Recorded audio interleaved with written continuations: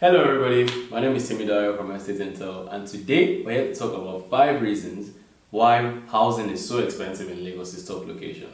And here to help us do that, we have Martin. Do you want to say hi to everyone, Martin? Hi everyone. Okay, so let's get straight into the conversation.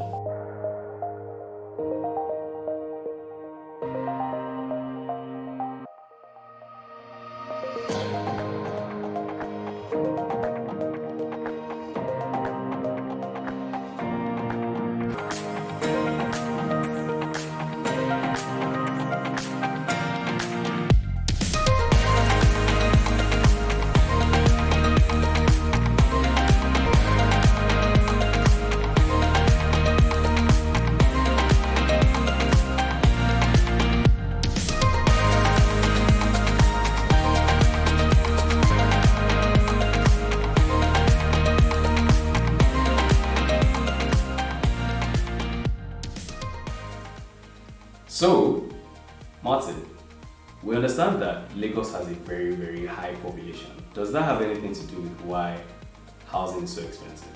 Actually it does, to be honest. So in 2019, the United Nations did a survey of Lagos State, and the figure they gave us was around 18 million population for Lagos. Just about the same time, Renaissance Capital did another survey that gave us a household size of 4.9 people, in each house. So that means that 4.9 people on an average are living in each houses that you have in Lagos. So that gives us about 3.8 million, right? If you say 18 million divided by 4.9 people, right, per household, that's just about 3.8 million households in Lagos. In just around the same time, Bison Housing Group did a survey, right, just to understand the housing stock in Lagos, and they came up with a figure 1.492 million houses in Lagos. So where you have households, total number of households of around 3.8 million and 1.492 housing units in Lagos, you see that there is a gap, right? So it means that 3.8 million people are competing for just 1.49 million houses in Lagos. That's representing about 55% gap. So that demand pressure with small supply, to meet that up is driving price of houses up. Wow. So definitely the high population is the reason. It's part of the reasons why houses are expensive in Lagos. Wow.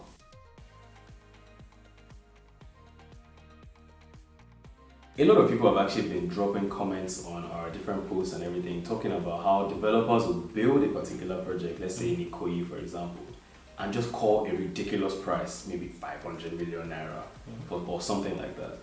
Why do you think that is? Does that tie into the high prices, or can you explain that for us a little bit? Actually, why I believe that some developers just call ridiculous prices, right? If you look at the numbers, some of those prices are actually very justifiable. For example, recently we did some kind of benchmarking for developments that we have seen happen just about over the past 6 months. One that I remember particularly was in Ikoyi, another in Yaba, another in Surulere, and another in Ilaso. But because we are just talking about this, I think that's the sentiment around that is largely around Banana Island and Ikoyi. So I would just make reference to the project that we analyzed in Ikoyi. So the guy that did the project spent about 450 million, right, per unit, including total cost of, that's the entire cost of construction per unit, and he ended up selling for 650. So if you look at it, and on the surface, people would think that this guy just built and he's calling 650 million naira, as the sales price of that development. But if you look at the numbers, he spent over 53% of that money on the land, right? And the remaining 47% was spent actually building. So where you see that land has taken around 53% already of the total construction cost, and it's struggling with the remaining 47% to put up the luxury property that they are trying to build. I mean, it's justifiable to charge 650 million. That's just about 35% profit for the person that invested. So while this thing on the surface might appear like they are just calling ridiculous prices, if you look at the numbers, in most cases they are justifiable. Wow. So high land price essentially, and also high construction cost contribute to the reason why price of houses are expensive in Lagos. I mean, just on this land price point, right? We also hear that like there's places where, you know, like banana, let's say for example, or places in Ikoyi where prices of land alone go for up 2 billion naira or 1 billion naira or 1.5 billion naira. Again, those are just crazy prices. What can you say about that? Actually, it also contributes to why house prices are expensive in those sort of high-brow locations, right? And what we have seen over the past few years is that there's been a lot of land speculation, right? And people just buy land, you know, when the prices are at somewhat low point, and hold it, right? And look forward to the time that they will sell, say 5 years or 10 years, when prices are really gone up. And what this does is that it drives prices of land so high. For example, the same banana that you mentioned, just around 2018 and 2019, we know that land was still selling for around 400,000 naira per square meter to 600,000 naira per square meter. But currently, as I'm talking to you in 2021 now, these prices are around the 800,000 region to 1 million per square meter. To be honest, I'm telling you the truth. So it means that for a 600 square meter land in banana, you see someone buying that land for 600 million naira. 600 square meter land. So this excessive speculation that has been happening in the market is actually driving price of houses up. And just similar to the point I made last, imagine where you buy land alone for 600 million. How much are you going to sell at the end of the day? It's all making sense now.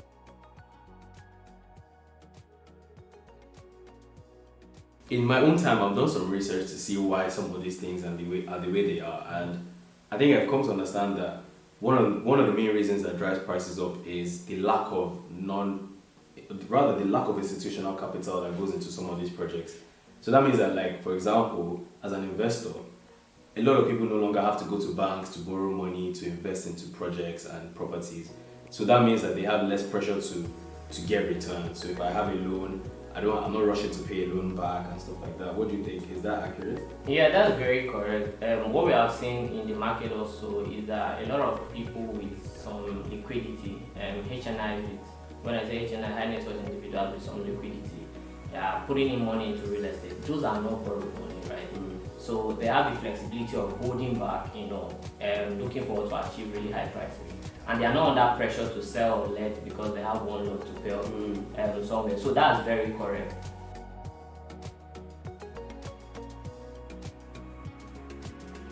Okay, so let's also talk about the agents, like the people that are selling these properties and listing some of these properties.